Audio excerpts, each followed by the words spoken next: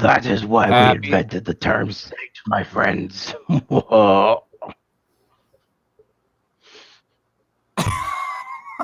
I totally was not ready for that. You didn't even warn me. You didn't even warn me. It's better when you're not warned. The Dark Overlord has spoken. That was good. I actually got kind of frightened there for a second. I was like, "Oh, it is true." And Satan is now coming up to Satan is making an appearance on NonSequitur to take us back. But I was going to say Happy Labor Day to everyone out there. What? I think that Satan was going to come and actually change his gender on camera.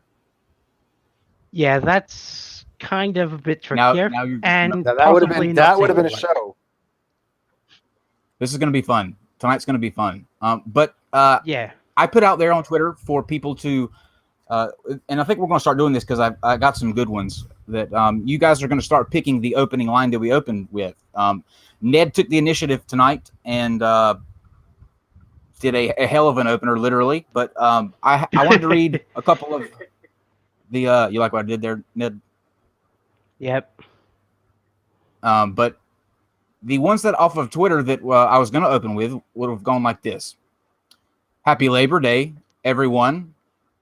Welcome to NonSequitur. And Kyle is a feckless bitch thought sympathizer. That was the one that got the most hearts. Feckless? Seriously? No, I think your hair is pretty fleck. Or that Fleek. It was Shannon. It was Shannon. We love Shannon. I think she meant Fleek, not Fleck. There you go, Shannon. The next one was, hello, this is Kyle Curtis, and I'm sorry. That is absolutely true. That is from the heart. Everyone should switch over to imagination whatsoever. Everyone should switch over to search the Skeptics channel at 9 p.m. Eastern. Nice plug there. Yeah, he's putting on a live stream 9 p.m., so we got to get this done right quick. That's true. And then let's do one more. We couldn't fuck coming up with our own opening. We crowdsourced it instead. I like that. So thank you for those. We'll start doing them every night and start thinking of some good ones and tweet them out to us for tomorrow, and we'll do that. But thank you, Shannon, for your winner of tonight. It was very thoughtful of you. So thoughtful. What were you saying, Ned? Hope I provided some inspiration, at least. Oh, I think you're going to provide people a lot of inspiration tonight. I don't think that's... Of course, it helps to have RGB room lighting. Ultimate gamer setup. Absolutely. I couldn't agree more. You're setting the mood tonight. Asgardia on Mars. That's what we'll call it. Asgardia on Mars. Yep. Asgardia on Mars. I like it. It's kind of retro. Like we're actually talking backwards in time to like an old 60s film or something. Yeah, sorry, I can't quite get the colors on this webcam right. No, yeah, that's good. It's cool, actually. It's like the show frequency or something. Yeah. You know what the kids call it now, Ned? They call it slaying. So, Ned, just slay. Okay? Hey, Ned, invest in Google while you can back then. Invest in Google while you can. Trust me, if I did, I wouldn't be on here now, would I? Just saying, if you're a time traveler and you actually are in the 60s, just giving you word up, man. All right, guys. Let me get to these announcements before we begin so that we can dive into it. I'll try to run through them very quickly. Big week. You can't see it right now because my green screen is kind of messing it up. But, Steve, you have your book handy? Kind of? No, I have it outside. There you go. Right there. No, that's fine. Right there. Yeah. Replacing Darwin. This is the week. Answers in Genesis. Dr. Nathaniel Jensen will be having his debate with Dr. Herman Mays. That will be happening on Wednesday at 8 p.m. Eastern. Make sure you are here for that. That's going to be huge. And to prepare us for that debate, John Perry and Shannon Q. John Perry is, of course, from Stated Clearly. Shannon Q is from the Thought Network. And they will both be here to dive into a couple points that the book touches on so that people can go into the debate with a little bit of a better understanding. And I hear they've got a great presentation ready for that. Thursday is going to be Skylar and Transgender Reality, who is a transgender apologist. And then Friday, Red's Rhetoric versus Southern Israelite will be taking place. I don't know if you've seen it on Twitter or Facebook, but Logic will be joining us again with Shannon. That will be October the 2nd, and they will be having a discussion with an incel. If you don't know what an incel is, I'm Oh, not going to tell that you. is Because going to be so interesting. Oh, yeah. Yeah. If you don't know what that is, I'm not going to tell you because I'm not going to be responsible for the despair in humanity that you Don't feel. ask, don't Google. Right. Good advice. Okay, Steve, let's get into the red herring tonight. We've come to a point in society now where I think that chemical warfare is an ever clear and present danger. What do you think about chemical warfare, Steve? I think that I actually was trained in chemical warfare. Actually, we had to wear the canary suit and do chemical, biological, and radiological controls. Yeah, it's a real threat. Okay. All right. Well, let's test your knowledge real Well, quick. I'm ready. These are three of these are three of the most, I guess I don't want to say popular, but they're the most noticeable in chemical warfare, I guess, that we've had in the past and that we still deal with today. So, Steve, what's this one? You mean it looks like a nerve gas agent? Riot gas. Is that Good. riot gas? Okay, some kind of gas. Next. That's actually capsicum spray, that is. Oh, caps. Yeah, okay, yeah. So it's like a pepper spray. It's a pepper spray in a canister. And It's that wonderful stuff we had when we went through the gas chamber in the army is what it was. Oh, that Yep. stuff's fun. Yeah. and number two, It's blocked. I don't know where they could some kind of Think World War sarin II. gas. nope, World War II, that would be There are- chlorine yeah. gas, wouldn't it? Is it chlorine? mustard. Right. Mustard gas. Okay. Mustard. Mustard. Mustard gas. And number three. Yeah, the first chemical weapon deployed was chlorine. What is that one now? That would be probably some kind of nerve agent. Yeah, That is sarin gas. modern nerve Okay. agent, possibly Yeah, sarin. sarin. Okay. Yeah. But I think we've got these. They're for the most part under control. I know that it's funky with Syria and what's going on with their stowaways of that. But there is a chemical agent that is among us every day that I fear poses an extreme danger to everyone at most times of the day. People you probably know are affected by this agent on a daily basis. So let's clear to the next screen. I want to warn you. Go ahead to the next one. These three agents are deadly. They cause psychosis and all kind of nerve damage. And Steve, do you have a guess of what this new deadly chemical could be? I think I know by the shape. I think I actually have some of this actually. Yeah, I think I knew actually it. stored it in the bathroom. I have some of this stuff. Please say no. I keep it around. Dave, I reveal do.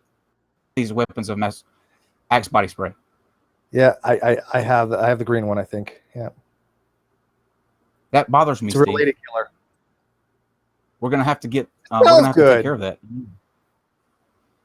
So why is it a deadly agent? Well, if we can go to the next one.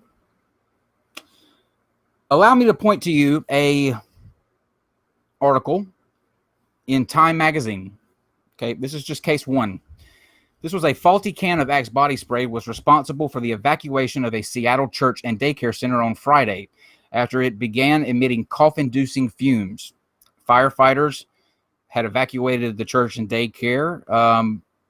And what wound up happening is that a backpack containing the leaking can was found in a bathroom in the church, prompting a 911 call about the offending bag and the clearing of both buildings. Now, not only did the fire department arrive, but the hazmat team came and doused it with that foam chemical stuff. Steve, what does that foam chemical stuff do?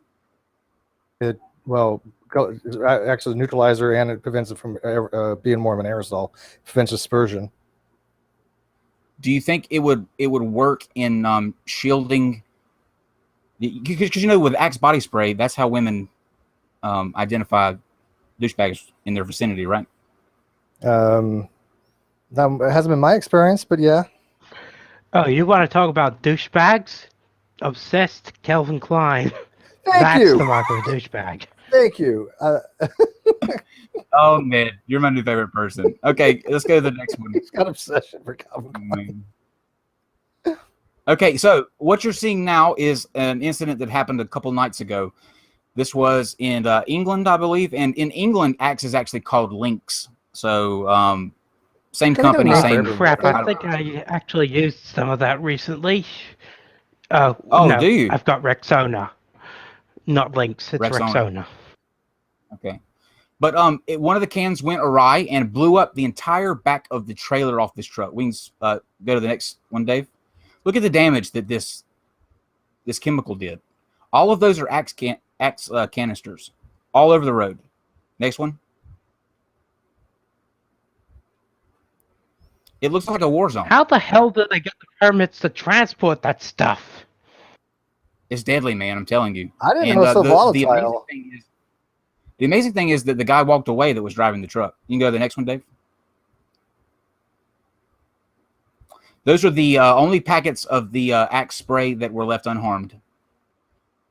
So that should be inspiration to the two of you, I guess, that there is hope. Right, Steve? Would you like a can of magical Axe spray that survived an explosion? Personally, if I'd use the Axe spray, rather what are you not. going to use for me? What do you want me to smell like there? Are you going to sniff me? We're gonna get there. We're gonna get there. Okay. All right, next slide. Okay, so in response to these like allegations, because rap for being kind of a, I guess they're edgy sometimes, and the one thing about Axe body spray, just like edge lord than edgy. Hold on one second, Ned. Let me run through these real quick because I got a flow that I got to get through, and if I get kicked off, then the audience suffers because I start stammering around and going on tangents. So hold on one second. The thing about Axe body spray is that it's never subtle in its smell or in its advertising. Listen to an actual audio recording off of a commercial that aired in France, and tell me if you guys can pick up what Axe is telling them to do. Tu sprays. Tu dérapes. Tu assures. Tu colles. Reste frais toute la journée avec Axe Colle. Did you pick it up, Steve? About as subtle as a but goddamn sledgehammer. But that's a Well, French once thing, again- right? So maybe they don't know what the hell the English is actually saying. It might sound something like really like, this smells really good or something to them. They don't know what that suck my balls means. So you're saying that suck my balls in French is this smells Maybe really it's- good. Like you maybe get a steak No, I'm out not at the a Google fine dining Translate. restaurant and it goes, oh my goodness, suck my balls. Ooh, suck my balls. No, what I'm saying is that they might be listening to this, right? And they don't know any English and they hear suck my balls and they're like, okay, that's just some American expression or something. They may not know what it actually means. Gotta hope Maybe. that's the case. Suck my balls, American Although tourist. Although whoever made this song, they obviously knew.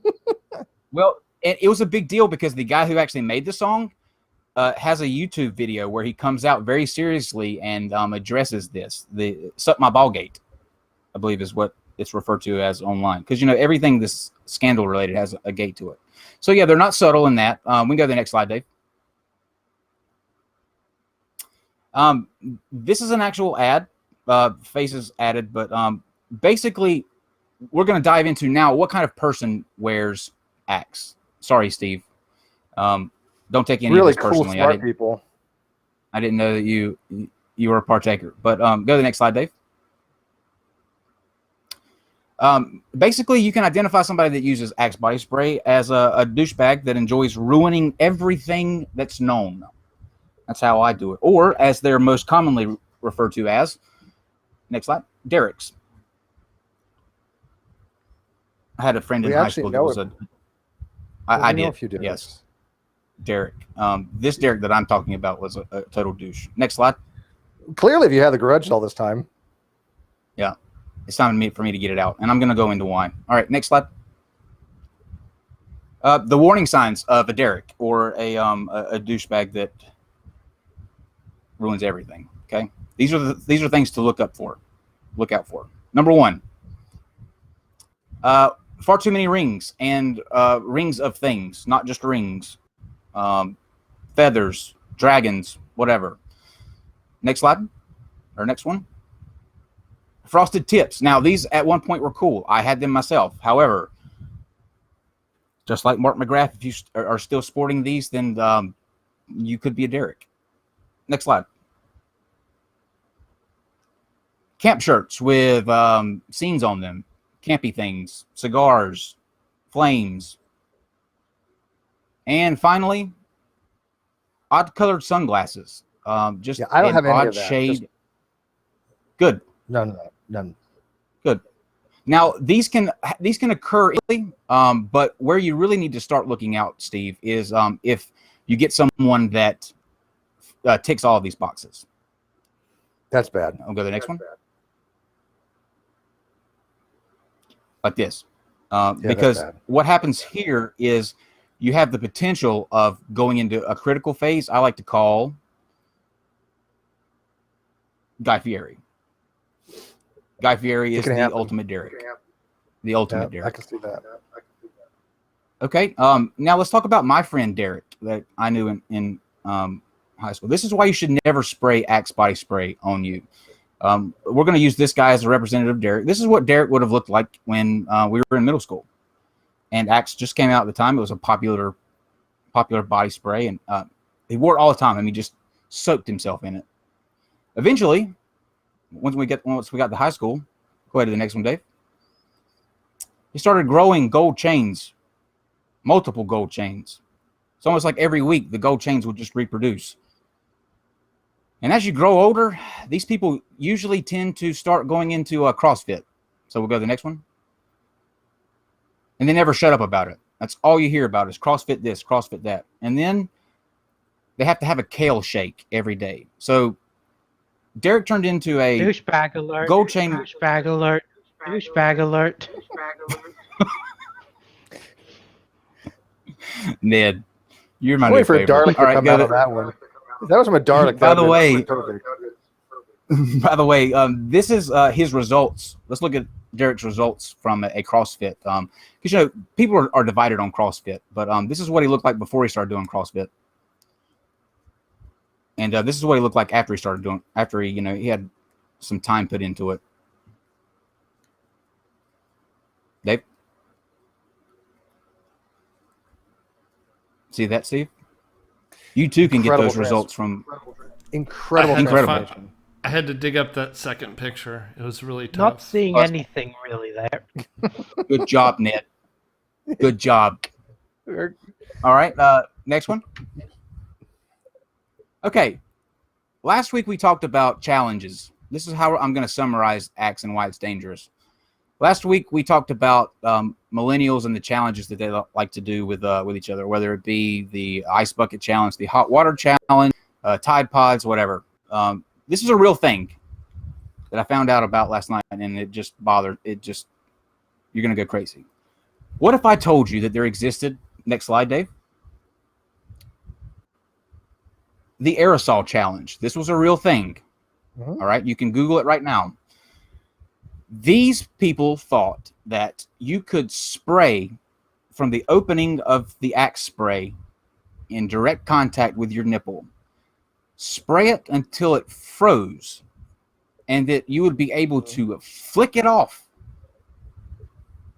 Excuse me while I go beat my head against the wall. Yes. First, why would you want to do that, even if it was possible? And two, it could possibly give you frostbite. But why would you want to flick off your nipple? I don't get it. Or I is think that that either was going to the- shatter? Well, that was the thing. People always got too afraid to do it, and that's why it was like a challenge to do. Basically, just like you just said, what wound up happening is that people would do this, and they get frostbite. They'd lose nerve damage in their nipple from Sure. doing this and flicking it off.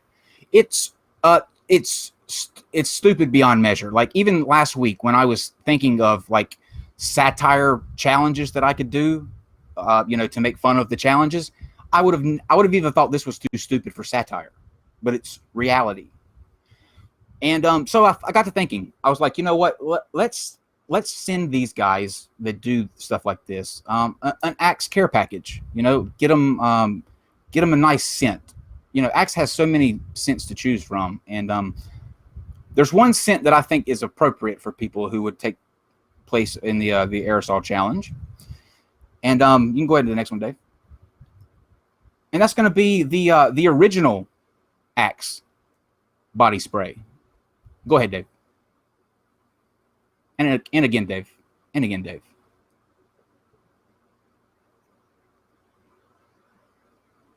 Guy's such a beautiful man. Such a beautiful man. He had to die, Kyle. He had to die. Okay, now we're going to go to Asgardia. Hell of a segue there. But yeah, I saw the truck. I saw the truck explosion, and it got me thinking that all of these things are interconnected. I think that Tide Pods and hot water challenges and all that started with Axe. It all began with the Axe. So basically, it's just natural selection trying to find its feet again. Amen. I completely agree. How do you feel about 3-in-1 conditioners, by the way? Is that bad too? What kind? I have Head and Shoulders 3-in-1. Great, it has a great smell to it. What? Okay, here's my question though. What is the third thing? I don't know. That's a good question. It's a shampoo, conditioner, and I think fragrance or something. It comes in a green thing about that big. It smells really good. Side off. They're advertising fragrance as a feature on those things now. I don't keep it in my room here. It's in my shower. Ned, we're gonna have to find a segment for you, like be on here once a week because you're hilarious. Like cousin Ned's coming back. Yeah, Ned, what do you use in your hair? Do you use product in your hair, Ned? I just use a bit of the old Palm Olive 2-in-1 with aloe vera. Okay, aloe vera. Okay, very cool. Old school. All right. Odd that Steve asks beauty questions. That kind of threw me off. I'm always waiting for the the deep philosophical questions, not the what is in 3-in-1 condition. Find out what the third thing is for me, Steve, because I'm curious. I will. Yeah, I will actually. I'm not getting that on my Google history. Welcome to the talk on Asgardia. Now, if you don't know what Asgardia is, we'll do a quick run through here in just a second. But first, let's meet an actual citizen from the space nation that is Asgardia. We spoke about it briefly last week. And we'll say hello to Asgardian. Live long and prosper. I was hoping you would do that. We didn't even have him do that. Yeah. That was perfect. So, Ned, I'm a tricky. Let's start out with how you found out about, you reached out to me following a little segment. Last week we did a red herring on Asgardia, and in the comment section, you left a comment saying that you were Asgardian, and if we ever wanted somebody to come on here and talk about it, that you would be willing, and I got back with you. And how did you come across us? Like, what is an Asgardian doing watching NonSequitur? Don't you have space flights and stuff that you need to be preparing for and all that? The problem is that those are still a few, decades, centuries away yet. So I've got plenty of time to watch you guys debunk all kinds of crazy bull crap. Oh, good. Well, I'm honored that a Asgardian is a fan of the show. That is cool. So when you reached out, I was very excited that you were. Sure. I'd just like to load up the obligatory legal disclaimer. My opinions are all my own and do not in any way represent Asgardia or any associated entities. And also, I know that Asgardia is Norse, so what the flying monkey fuck is there a goddamn ancient Egyptian character on the logo? Yeah, we have no disclaimer for what we say. What we say basically will get us screwed anyway, so it doesn't matter. You're way more, yeah. Should we do that? That's probably a good idea for some of the things. Have a disclaimer that we talk. Yeah. Ned, if you don't know what Ned's talking about, on the actual thumbnail, if you Google Asgardia, a lot of different space mock-ups will come up with the little hub that's hovering above Earth, and there's the Eye of Horus that's kind of just plopped right on top, just very randomly, just set up on top. And I can't find any explanation for why it's there. Ned doesn't know why it's there. It pisses Ned off. And I don't know, Ned. It's just there. Whatever. Eccentric Russian What can you billionaire's do? got a billionaire, I guess. That's just true. So why don't you tell everybody who you are and you know what you like to do in your spare time, and then tell us how you found out about Asgardia and what made you want to sign up to be a citizen of the first space nation. All right. Well, first of all, I am apparently cousin Ned now. I have a big interest in space, as you can tell from the Saturn V, which I am failing to indicate at miserably. And yeah, I decided to join Asgardia after reading about it online. Figured it might be cool. If it doesn't work out, no skin off my nose. If it does work out, I've got to see it on a space station. So basically, it's a win-win for me. That's why I like you being on here because, ladies and gentlemen, Ned is not somebody that is going to try to defend. I don't think the stupid aspects of things. He's going to tell you how he feels about it straight up and honest, and I think that's really cool. So Yeah, I'm kind Ned, of an honest kind of guy. that's good. Talk to us about what it takes for somebody to be an Asgardian. Like, what's the process like? Step 1, sign up on the website. Step 2, accept the Constitution. Step 3, you're a citizen now. Okay, so you said accept the Constitution. What is in the Asgardian Constitution? Honestly, I'm not entirely sure, to be honest. I didn't actually read it You didn't before read it? accepting it. Oh, Ned. What if you agreed It's just that? like the... Go ahead. It's just like the terms and conditions on a website. You just don't actually read the stuff. You just tick the box just to get them to be happy with you. Okay, so let me think about how to do. Ask the next question. Apparently, read I it. am the What? fifth. Yeah, apparently I'm the 53,381st person to actually accept the Constitution. And how many people altogether are from Asgardia? Well, currently 263,428 people have accepted the Constitution. And what's the demographic like? What's the the sexes, the races, the diversity? What's the makeup look like of the Asgardian culture? Well, basically, on the website itself, you'll find a map of where everyone is from, and we've got people from all over the place. Australia, Japan, China, few in Korea, apparently, as well. But yeah, Indonesia, South Africa, Europe, Russia, the US, South America, basically every continent except Greenland, Iceland, and the Antarctic.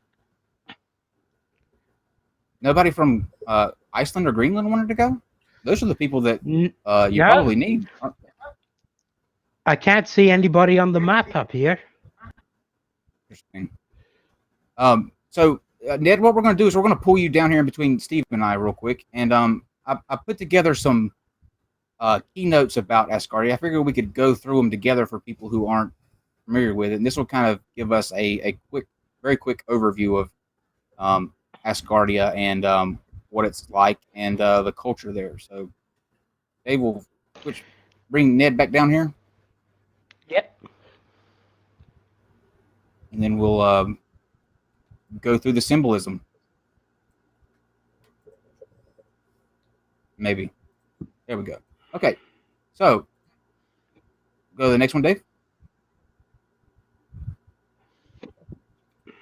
All right. The national flag.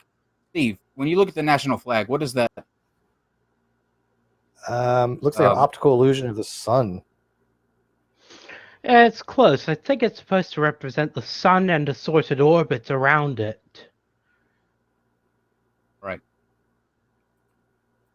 Does it look like there's too many to you, though? Yeah, well, it does. Maybe it's including, I don't know, like unknown planets, or maybe it's just supposed to be like, I have no idea. Maybe it's supposed to be like an eye too, but it's kind of got like a optical illusion thing going on with it. Yeah, honestly, Okay, it's kind of weird. Yeah, the gold rings are the planets that we know of. Although interestingly enough, they included Pluto. My I guess the position on outside. Pluto is that it's a dwarf planet, and that's the end of it. You're gonna piss some people off now, Ned. Your stock just Oh, went I down. don't give a damn. Good man. All right, this is the official seal. One humanity, one unity. Do you believe that, Ned? Well, it certainly is good at bringing people from various countries together, but how they'll actually get along, I'm not really so sure about that. That's my question. Let's say we get a bunch of people up there in space on these things, right? On these modular satellites. If you get factions that war over different, wings, let's say wings, I guess, of the satellite, how do you handle something like that? Because you can't like go crazy with weapons, because if you puncture, the actual shell of the satellite, you're in trouble. I mean, you're going back down to Earth in a quick way.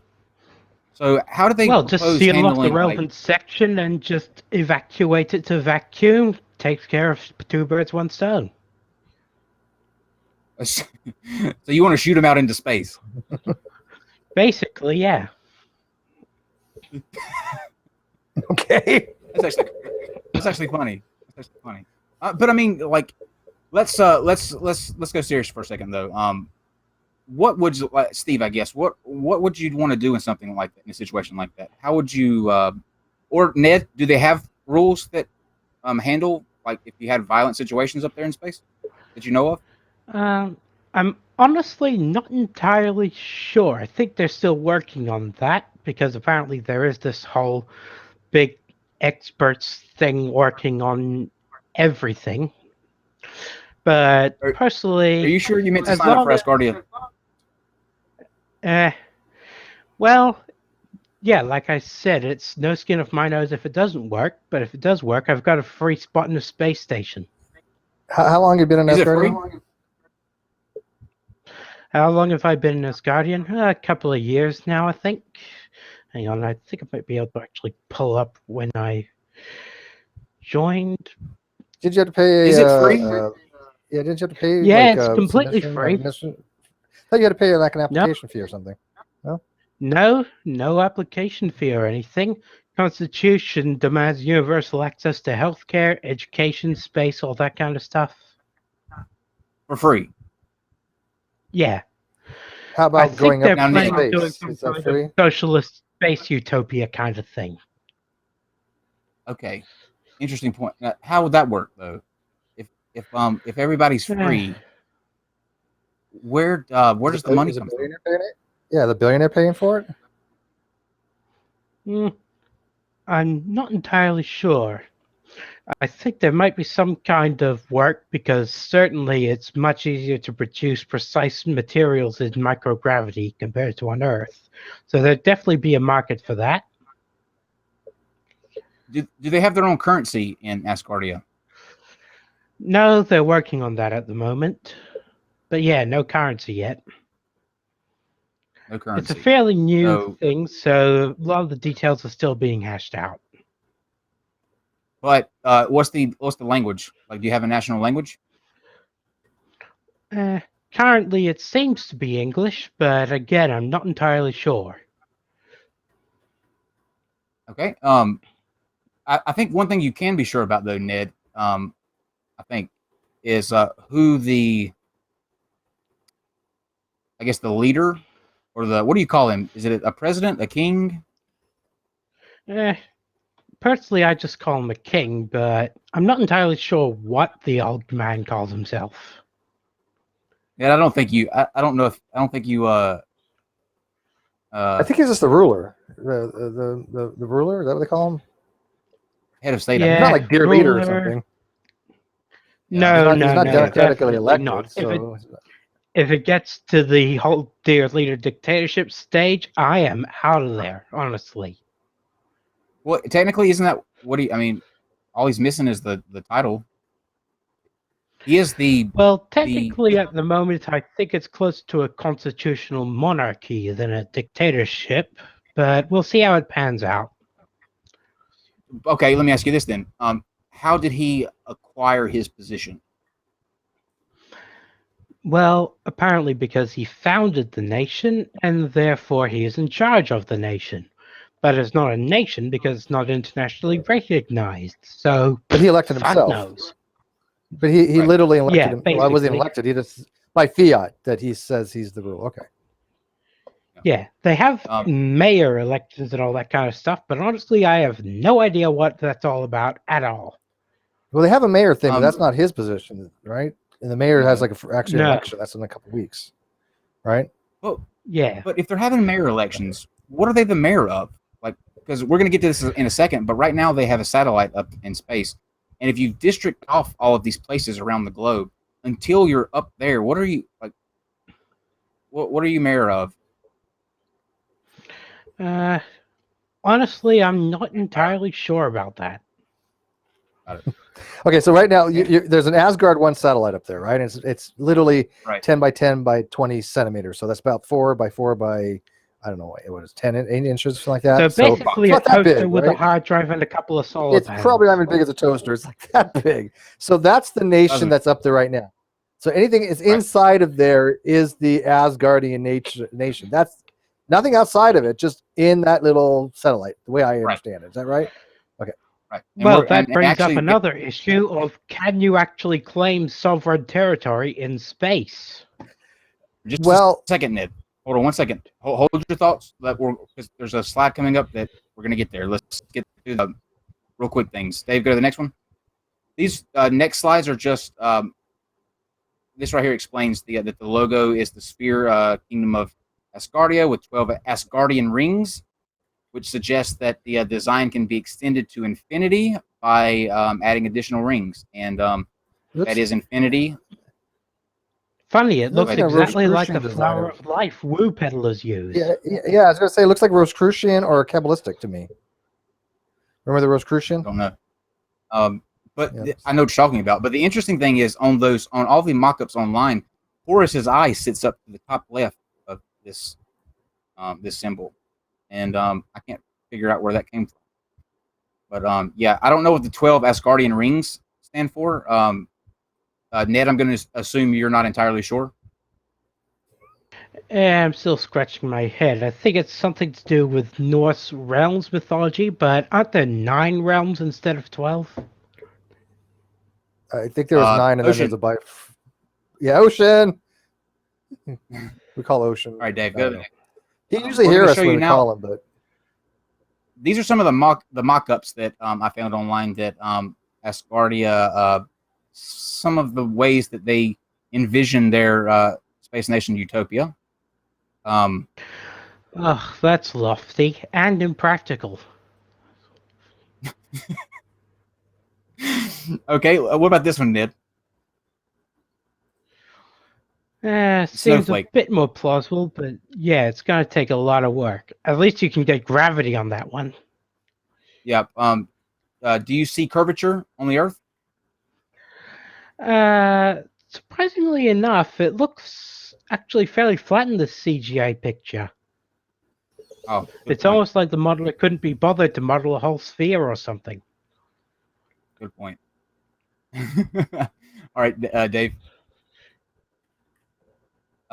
This is some kind of like a docking station. I like how the astronauts are just casually walking to the end of the, like it's the I the think ship, they're floating. like you're on deck of the ship. They're not on the ship though. They're like tethered to. They're not. Well, it doesn't show it tethered, but they're not even on the ship.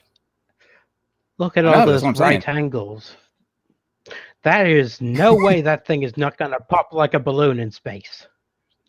Yeah, I don't really get that design either, but that's why I asked Kyle. Even I was like, when I first saw this, like, is this a conceptual thing, or is this something they've actually started to draw engineering plans for? Because Off their thing, I don't know about the plans now. I think these are like, go to the next one, Dave. You'll see these are what they expect the inside of the cities go. Now, if you look, these are tiered condos in the back, like towards where the Earth is. and you have a tram that runs around this thing. Now this is supposed to be sailing around the planet in low Earth orbit. Explain to me how that's going to work. Like, number one, how do you build something that size in space like that? Like, where do you begin, Steve, physics wise? It's like an Arthur C. Clarke thing. It's like Rendezvous with Rama or something. I don't know how they would do something like that. And why would they have? Look at all that glass, right? I mean, do you really want glass? Why would you have all of that glass? Seriously, why? For the view. You wouldn't. The view, once the sun was there, it would fry you. You can get cameras for that kind of stuff nowadays easily. Yeah, plus you don't want things like micro asteroids. But if that, if it obviously it's oriented toward the Earth, so at some point the sun is going to come into view, and you're staring directly at the sun through just glass like that. Yeah, you're going to be screwed. My thing would be, and I would the be worried about radiation will cook you alive from the inside out. Right. There's all that space debris out there from like dead satellites and parts and things like that. That's still pretty far between. The space debris is not the problem. Space debris is really it's a lot of space up there. So even the most of the debris is very far away from each other. But you do get micro asteroids. Struck just last week. Yeah.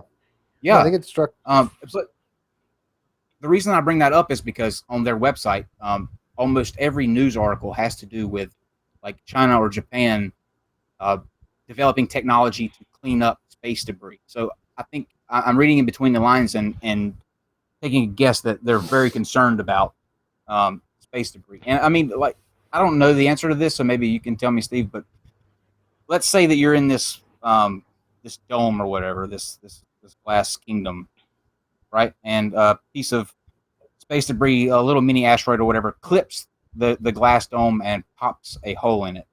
Surely something pressure-wise or something like that is going to instantly cause the entire thing to just shred to pieces. Well, it depends on how it's structurally designed. I mean, you're not going to have there's no such thing as really explosive decompression as you see like in the movies, right? But there will be obviously a decompressionization going on. And how would you even seal something like that? How would you even begin to seal a fission like that? Yeah, you would vent atmosphere out at 14 psi, assuming it would be pressurized huge. To sea level. Great. Yeah, you're going to near vacuum. Catastrophic. Yeah. Now, another little tidbit on their website is that they actually are planning to colonize the moon as well. That is on their list of things. Well, colonization is one thing, but you can't. They want to make a nation. You can't nationalize the moon or any kind of celestial body. That's like Article 2 in the what was it? Outer Space Treaty, right? Is that what it's called? Ned? I think you're right there. Like but what about space? Yeah, I think it's like any point in space, like let's say the satellite is up there, and you can go ahead to the next slide, Dave. We'll get to the satellite since we're already talking about it, but you'll get to see what this there's one of the condos right there, again, all glass around the thing, and they've even got a lazy river that goes around the condos. What's actually doing the gravity here? Is there like some kind of centrifugal thing that they're? I mean, is this like 2010 wheel or something? Honestly, I have no idea. But yeah, most likely it'll be centrifugal at some point, but then it wouldn't be that flat. Sure. Ned, I just want to clarify. You're saying you're not entirely sure, right? Yeah, because honestly, I think they're just waiting for us to get some kind of Mass Effect Star Wars style sci-fi bullcrap. Well, I'm thinking that probably it's all metal floors, and they just put really heavy magnets in the bottom of the boots, and that fixes everything.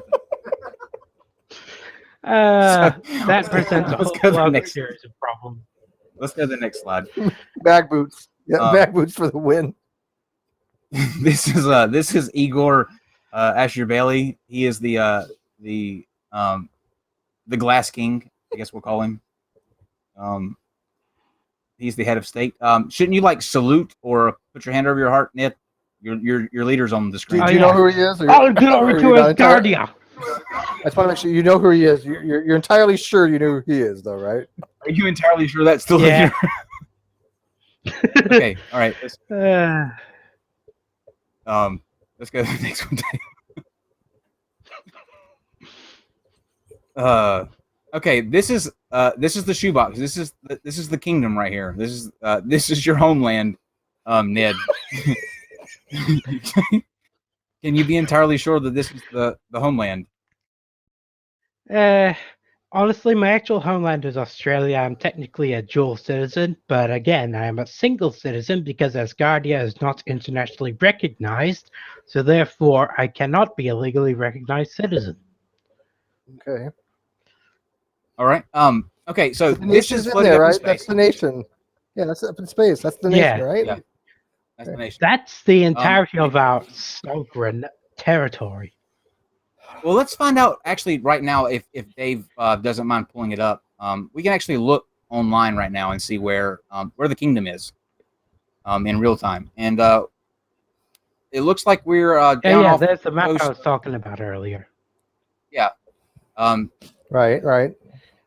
Yeah, central off of South America. Now, those yellow dots, Dave, if you just want to like hover your mouse over one of those yellow blobs, it will tell you the like how many countries, how many cities, states are represented in those different areas. So, Steve, you got a particular place of interest? You want to find out how many Asgardians are? Yeah. You know what? Try. How about try Perth? Australia. Huh. Yeah. I can tell you right now there are 206. That you can be sure about. Well, it says it right here in the electoral region for the mayor candidacy thing. Now they're all about like these mayor elections are a serious thing. Look, they've even got like, is that ballot totals? I think it's just an online looking at? ballot. Still though, they're going. That's Melbourne, by the way. That's not Perth.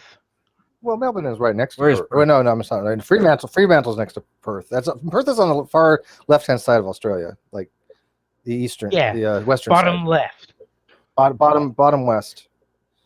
Like what California would be if it's the United States, I guess, somewhere in the ballpark. Well, Dave, don't. I think you're over in Adelaide at the moment. Yeah, just further west, all the way Call across Red the Eye. Hey, divide. Red Eye, where the fuck is Perth? we're just gonna assume that Ned's got it correct. I believe Ned. Well, I think we're live in, there, so a yeah. different country now. I think we're in a different. Okay, north a bit. There you go. There's Perth. All right. And how many people is there? Oh, it like gives each individual person like a dot. Yeah. So in other words, it's monitoring your positions. Do you have to get like chips for this or something? It's a That's map of what where you agreed to, every Ned, that you're not entirely sure about. Yeah, maybe you got a chip and you're not entirely sure that you remember getting a chip. Hey, I've got GPS tracking watch thanks to the Samsung Gear S3. I've got a Samsung Galaxy S9. Don't talk to me about lack of tracking, okay? So they do know where you're.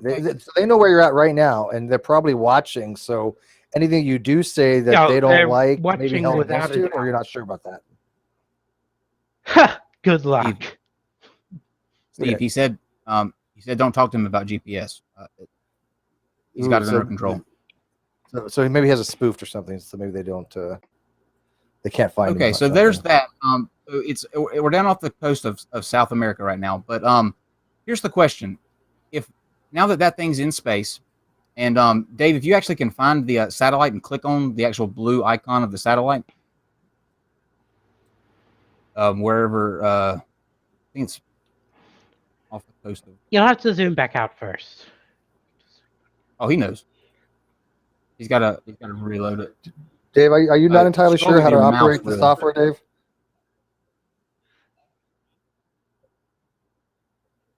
Okay, so you're not entirely sure. We're just making sure.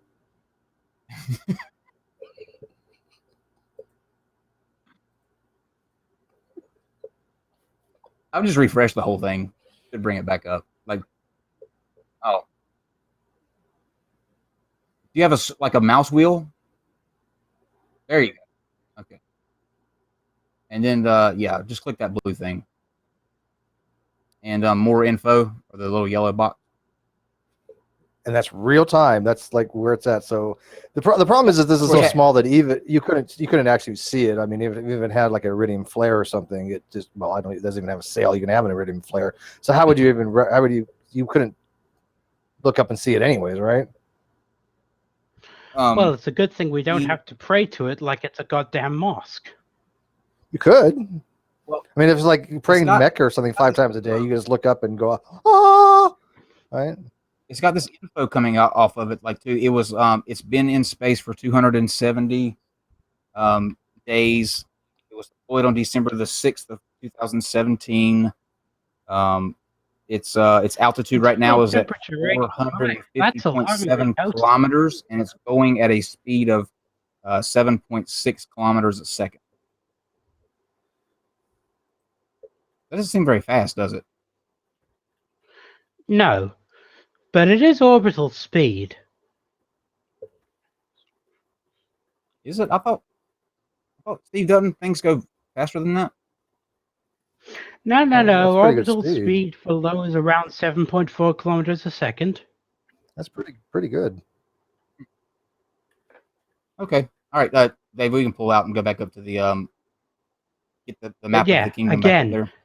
Saturn V, massive space nerd. Hello. I feel you, Ned. I feel you. Okay, so can you lay claim to space is the next question.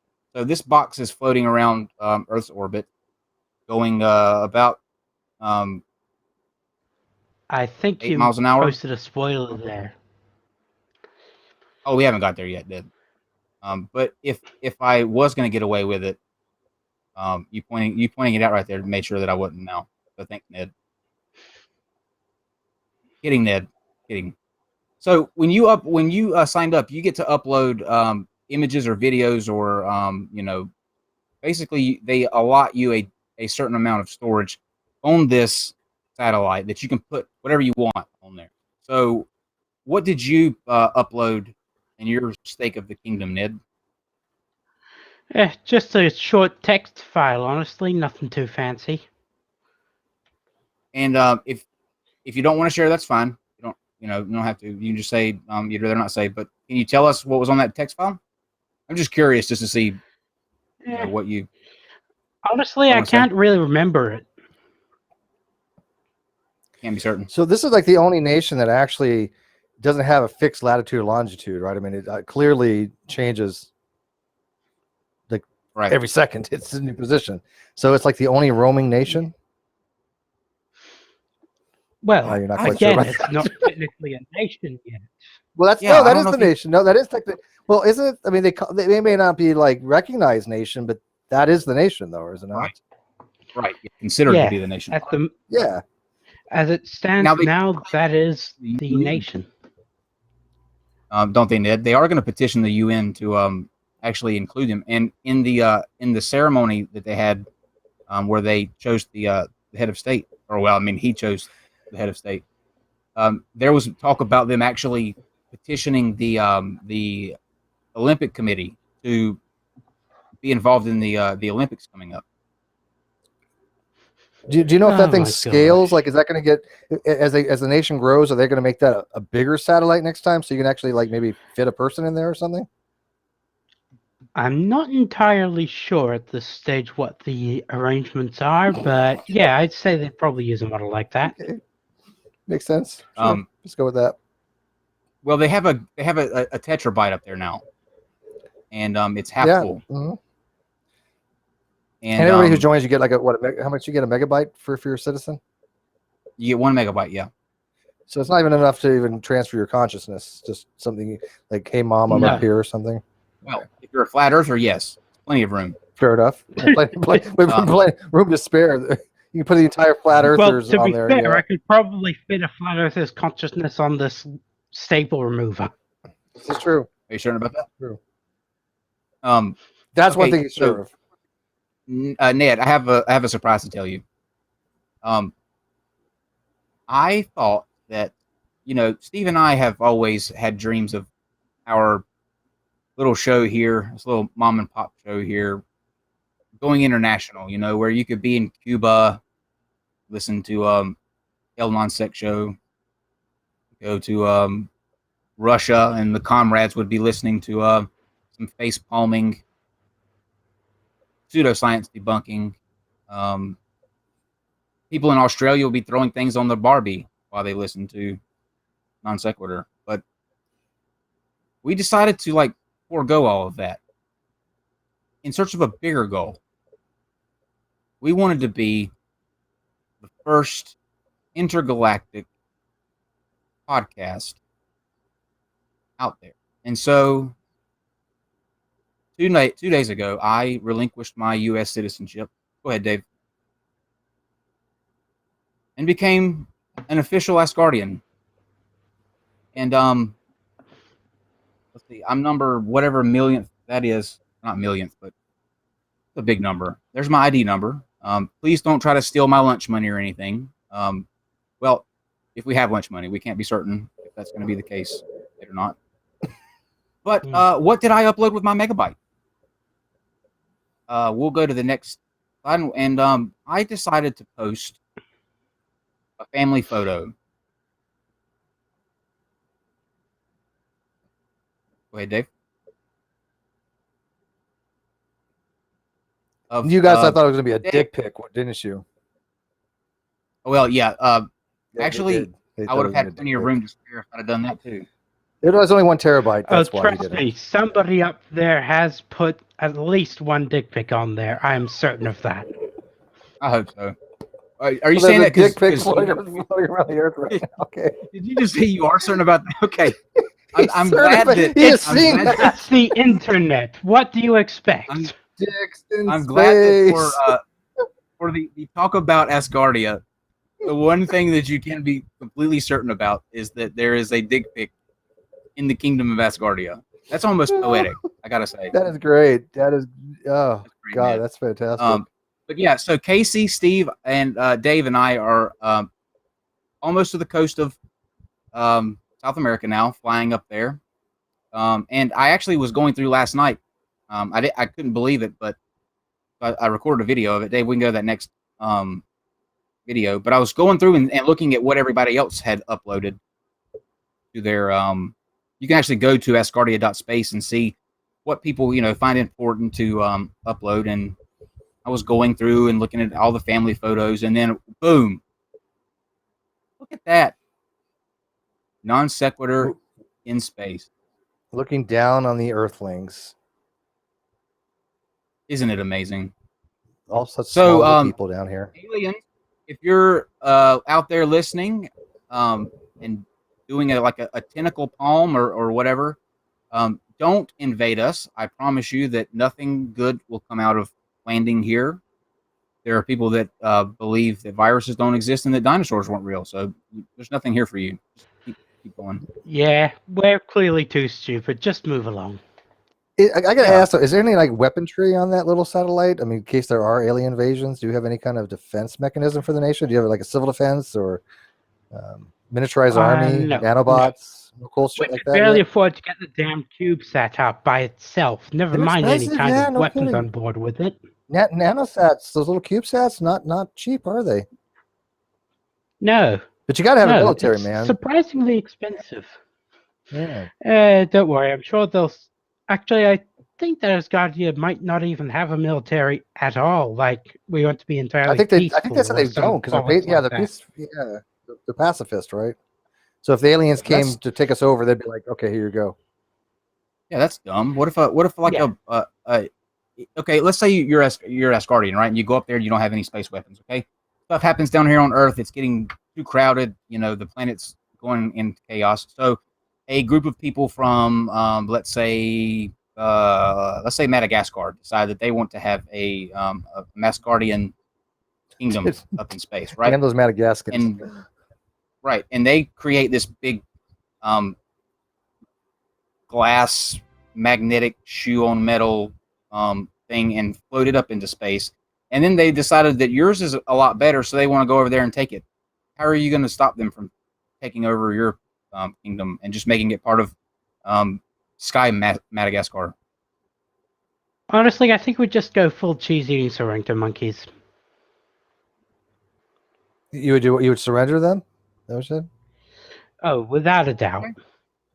Yeah, I mean, the people from Madagascar, where was it from? I forget where even the hell they're attacking from. Madagascar. So you said, okay, Madagascar, because Madagascar, they're just a violent nation, expansionist and imperialist and all that kind of stuff. So they go to space. Where do pirates come from? Just want Somalia. It's true. That is true. Warlords. There are a lot of warlords down there. But so you just be like, here, take our satellite. You can have it. You can have our lands, which is literally 4 by 4 by 8 inches. That's the land, I guess. I mean, that's your land. Yeah, take it. Good luck. I think you should put up more of a fight. I mean, I would put at least one laser on there. I feel like this. I feel like this is what I feel about Asgardia. This is my takeaway from Asgardia. I think it's a really cool idea.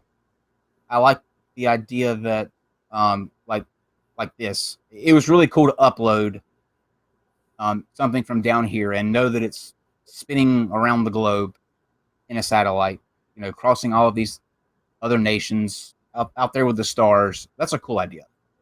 I think it's another thing to go from that to creating these civilizations up in outer space. Number one, for the safety aspects of it. Number two, for the uncertainty.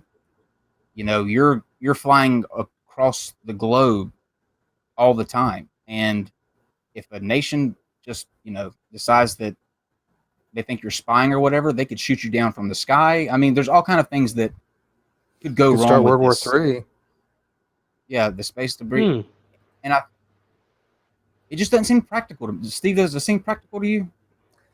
It seems like it's a science fiction thing that kind of conceptually sounds great, but physically and practically, no. It kind of reminds me like the Church of Living Waters from like the book by Robert A. Heinlein called A Stranger in a Strange Land. There's actually a church that they actually started in real life based upon that book. I think it's called the Church of Living Waters. Seems like a lot of it like that. It comes from science fiction, like an Arthur C. Clarke type novel or something. But I don't see any real practical. Well, the Hunger Games would have been the coronation ceremony. That was Hunger Game like. Right? Yeah, that was full Hunger Games. I'm not going to deny that. Hunger Games. But Ned, let's say that where was I going to go with this? Okay, in terms of like practical, I like your way of approaching. You are somebody that you're not hitching your star to it. You know what I mean? Like you're not blindly looking at this thing and going, "This is going to happen." I'm gonna sell everything that I own and plan that I'm going to be up in space in a space condo in 10 years. I think you're doing it. If I was that indoctrination, would I be talking to you right now? Yes, actually, you would. Yeah, you would just be on the other side of the coin. Right. Yeah, we would be actually laughing at you rather than laughing with you. Right. Yes, we have. You would just be on the other side.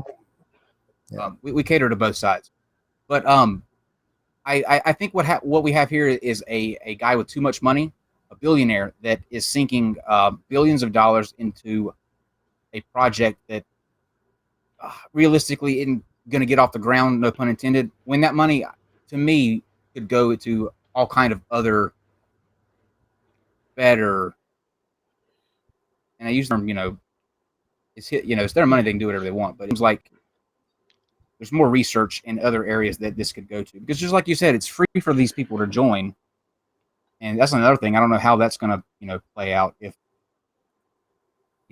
the funding's Oh, they eventually do going have a wallet that they've added on their website.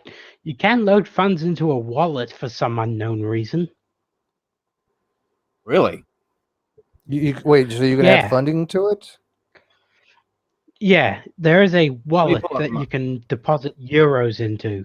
Although, honestly, I have no idea what purpose that serves. Let me pull up my profile. It's so strange because I have a profile that when I log in, it like pops up with notifications like Facebook. Like this is its own community. Like So you have an got people Asgardian with wallet blogs then? Yeah, always right. I have a yeah, the wallet. finance section. They're asking me to vote for mayor. Who do I vote for? Well, slam Okay, down so 100 euros and you can vote for yourself. this says your balance Asgardian funds is 0, obviously. But yeah, I have a wallet. Obviously, But same what can I here. buy with that? Like, let's say I load up money I on don't here. know. What can I buy Yeah, with? honestly, I have absolutely no idea whatsoever. Okay, I so you're think not it's entirely just sure a about way what for you could them buy to, for it. Okay. Well, yeah. Ned, I think it's just a way I, for them I to launder money or something. I'm I'm not not sure. entirely sure either. You must have signed up for Asgardia like I did, like yesterday or the day before. Well, Hmm. no, he's. I mean, he's done it for 3 years now. Now, I like his approach too. I'll give you that, Ned. You're like, hey, if the shit happens, great. I'll be in outer space in 30, 40 years, assuming he's still alive. But if not, no, nothing wasted, right? I mean, yeah, it sounds like you haven't really invested anything either financial wise or emotional wise or time wise that much in this at all, right? Yeah.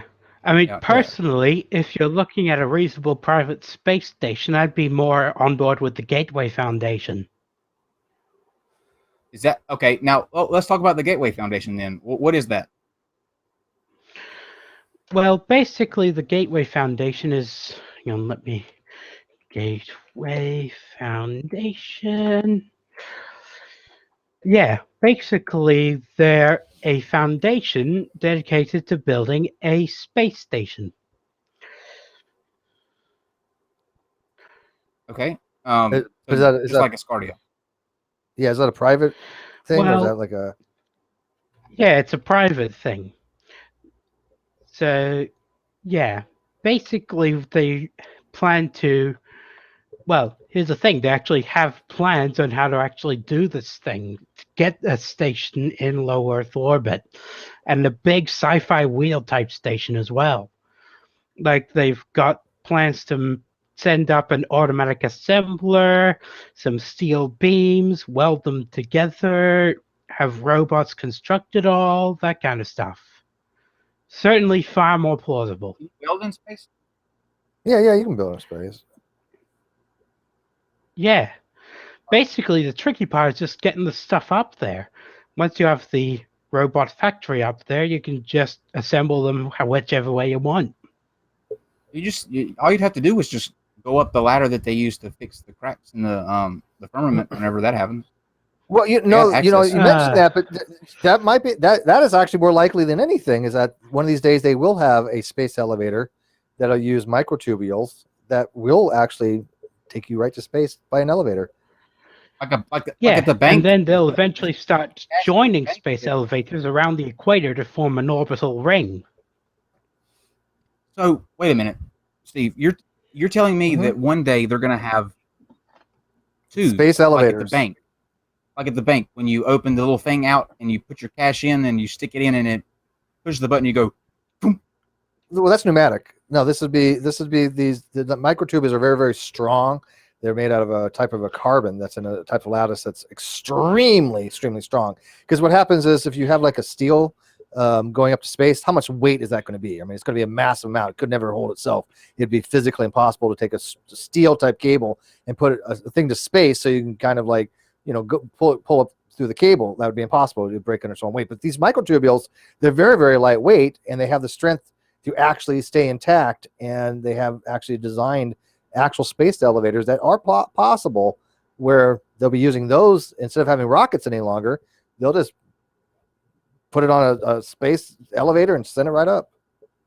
Wouldn't my Yeah, idea basically be it's a a lot vertical better, though? train, essentially. Got into a Yeah, pretty tube much. and button and it sucked you up like at the bank.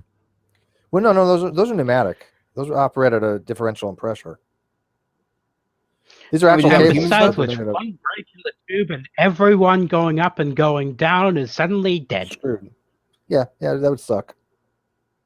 Could you be wrong about that, Steve? Crash into the down to the ground from several miles above the earth. Man, that would suck. That's one thing I can't be wrong at. That would suck. Point taken. Point taken. Okay. Although I'm not entirely sure though. Fair enough. But on the Fair plus side, you can Um, do extreme skydiving from just below geostationary orbit. Yeah, there's like Baumgartner. He was at what 25 kilometers or something like that. But low orbit is Yeah. 99 miles. Starts at about 99 miles, right? So I mean, you could 12 skydive miles. from about 10,000 kilometers without much issue, except, of course, for the heat shielding that you need. my ultimate question with things like this is this: like, I love space just as much as the next guy. Like, I'm obsessed with space. I think it'd be great to go up there and like tour it. You know, like go up there, see the view, and then come back down. Why are all these people in such a hurry to get off the already like good planet that we are evolved to be able to live on? Because it is quickly without becoming worrying. not so good. I mean, is it to that point to where we already have to start evacuating? Well, if we don't do it now, there'll be a mad rush once the sea level finishes rising. You know, I was thinking about this the other day. Let me get you guys' opinion on this, and then we'll wrap up. But I think that I'm kind of glad that we're living in the age where technology is the way that it is, and you know you're able to be in places around the globe in seconds with communication. You know, I can talk to somebody in India if I wanted to right now. We're doing this heck, now. I'm Like you're in talking from Australia to the USA right now. Exactly. But there will come to a point where, whether it be climate change, a catastrophe that happens, comets, Yellowstone blowing, the mad rush to space where you have all of these people who have built these colonies on these other planets, and the Earth is essentially evacuating itself. Like, we know that only a certain group of people are going to be able to go to these places and afford. What happens to the planet that's left behind, and the people, like the madness and just that kind of like Armageddon. Well, if How do current you know that? society is anything to Huh? Well, Go yeah, if current society is anything to go by, then the people can rot and the planet can be disassembled for its rare earth resources. That's true, but how do you know that hasn't already happened? And maybe we're like the remnants of civilization that half of them already left, and we're just descendants of the ones that were rejected. Kind of like the Australians. You know, you guys were like the rejects from Britain. We were just we were just the rejects from the entire planet. And everybody else, they've gone somewhere else Yeah. already. I can't tell if Steve's trolling me Well- about the ancient civilization thing that I believe or not. Well, there was that whole Middle Ages big collapse type thing, so Dark Ages didn't happen. Tim, where's Tim? Yeah. Get Tim O'Neill here. That's a good question, though. I mean, is it possible? I don't know. They say that about the universe. That's why the Big Bounce, I think, is a fascinating theory about the I don't know how true it is, but it seems like it would be within the realm of possibility, where you have an So is the expanding Big Rip, universe so is that the- eventually. So is the Big Rip. So is the Big Crunch. Those are all viable too. Yeah. But this one yeah. is where I it personally like the big bounce. on those though you only get because one time. it- Like you get one ending. With the Big Bounce. Yeah. You stretch out until you can't stretch out anymore, and then you come back in, and then you start over again, and it's just a revolving cycle. With the Big Rip and the Big Crunch, you just get one crunch and one rip. It's a rip off. Damn it. I felt gypped. The problem is that that's so far down the line for the future of the universe that the human race would probably not even Well, actually, we wouldn't even be what we are now. Would be long since a different species of human. Multiple times Yeah, it would be over if we well were into the still black extinct. hole Dyson sphere's intergalactic stage by then. There wouldn't be by then there wouldn't be any planets. I mean, by the time you get to the Big Rip, you're literally down at the microscopic level where atoms are not even being held together any longer. Fundamental forces aren't even holding shit together. So Hashtag big bounce. Hashtag team big bounce. Give everybody a starting chance again. I can imagine like Well, I certainly 60 appreciate a big trillion years bounce. from now, there's a big bounce, and you hear this voice from Kyle going, "I told you so." I'm still going to do it too, because by that time we'll be in heaven. If that does happen, I would laugh. No, you'll be on that Asgardian 1. That's what you're going to be. You've already sold your soul to it. You've already renounced your citizenship. You're now a citizen of Asgardia. So your soul belongs in that little cube, and that's what it is. I've watched Doctor Who. I know how these things work. You're going to be entrapped in that little fucking satellite for eternity. I'm not going to lie. I am somewhat concerned about, because to me at the time I go through these phases where I'm like, this is a really good idea. I'm not really concerned about the potential consequences right now. I just know that I want to do this and I want to get it done. And so I was like, I have to get this certificate before the show on Monday. I want this thing uploaded to the satellite. So I'm just going to go through all the process and get it done. And then today I was like, when I had a chance to like kick back and all of it was taken care of, I was like, what the fuck did I agree to in that goddamn 300-page constitution? Like, dude, yeah, it's like the terms. Dude, you have an Asgardian website. You just don't read it. You have an Asgardian wallet, dude. You actually have a wallet from Asgard. I'm gonna wake up without a kidney tomorrow. Watch, Ned. Listen, I joined Asgardia I just did it as so that we could get in space, mind you. Tell me why you have been a member of Asgardia for years and you have not found out what you have agreed to. Like, you're not going to have a kidney either. They're literally going to come and take your kidney. Well, good luck with that, because again, they're not an internationally recognized nation yet, so any arguments they make aren't going to hold up in international court, so therefore they cannot take my kidneys, because their constitution is unenforceable. Can they take your consciousness? Can they just beam it out of you? That's whole tinfoil hat territory. That's a whole other video. No. Tinfoil hat. If you put the tinfoil hat on, that actually stops them from beaming it out. Right. That's what it does. They can't beam out your consciousness. Oh, yeah, that's right. It's kind of wrapped around your head. Yeah. That's right. And I don't know if you've well, seen. Well, if they do beam my consciousness up there, then at least the satellite will have a sense of humor. I don't know if you've seen Steve and I's Men in Black photo. I don't know if I put it as a streaming now thing yet. If not, I will, because it's hilarious. But we actually, Steve, of course, is Will Smith, and I'm Tommy Lee Jones. And we have tinfoil fedoras in that picture. So we actually of course, tinfoil fedoras. So yeah, I would like to see that actually. Okay. Yeah, I think we learned something tonight. I'm not sure. I can't be entirely certain, but we nonetheless. But, it was a good show. It was fun. Yeah, it was fun. This was nice. Cousin Ned, we will. I think we should bring you back, just to shoot the shit. Like. Yeah, absolutely. I'll email you and be like, look, I've got this thing coming up. It'll be fun. Can I ask Ned one last question? Ned, what actually do you do, if you don't mind? I mean, like, what is your primary thing that you specialize in?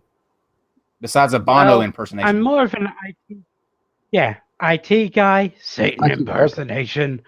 You know what? That's spot on. You should do that more often.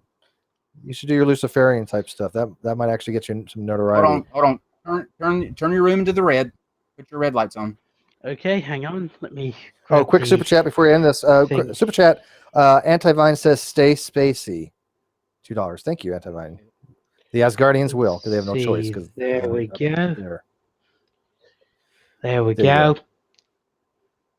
Rock on, baby. Rock on. Now, long live Dio. Go ahead. I will kill you. You die tonight. Okay. Threatening is not the. It's what we're going for, but yeah, not so dark, man. Not so like make it a little lighthearted. We don't. Small children will watch this video eventually. We don't want to scare them. Please, if you have Don't small have children like and small you children watch this. watch Yeah. NonSequitur, Don't then In fact, adults shouldn't watch this. Don't Yeah. let your kids do it. girl, You are going to need all the adults. I do that too damn well. Ed, Still pretty Ed, creepy, but works. this was something, and I want to thank you for being a part. Well, I'm glad I was able to provide you with something.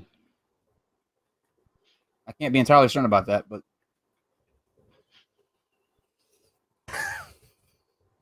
Well, you know what? Let's Yeah. ask the audience.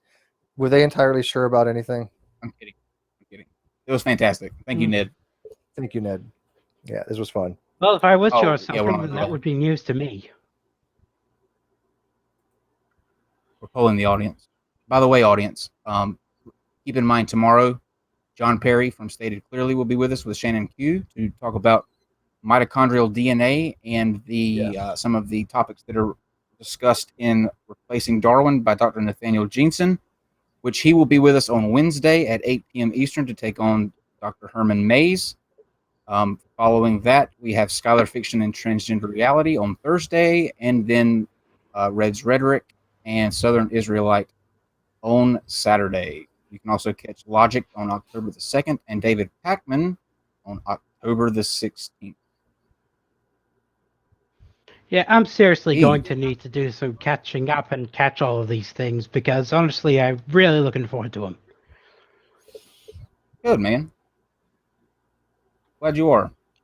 And like I said, we'll bring you back on to hang out with us sometime. What did the live No chat worries. say, Steve? They're not entirely sure, but we're going to go with Steve Clark. Wow, it was great. We're just going to go with that one as a summation. By the way, you also do know that Ned, you can actually listen to the podcast. We're uploading old episodes and new episodes daily, Monday through Friday, on Spotify. So you can listen and catch up that way as well. Good. Well, I do have Spotify Premium, so that's a good way to catch up on it. Awesome. Oh well, then you can have the podcast.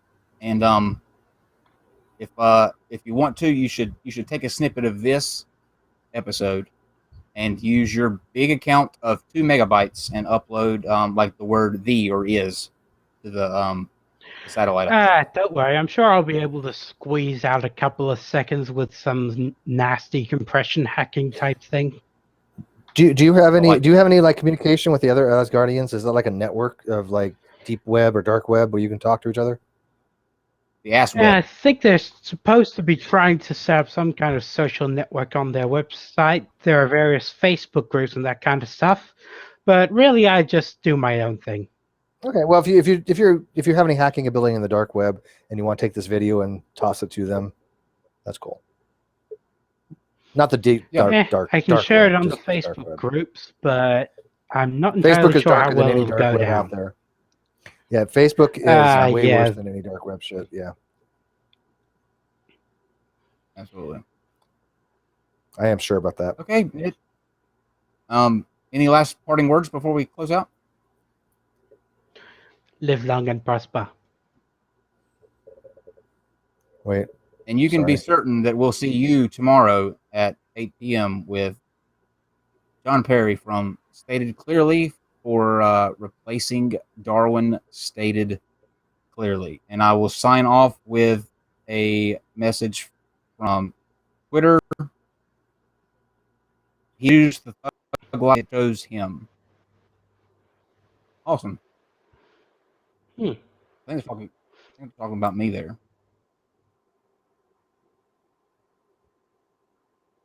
Non sequitur. Your facts are uncoordinated.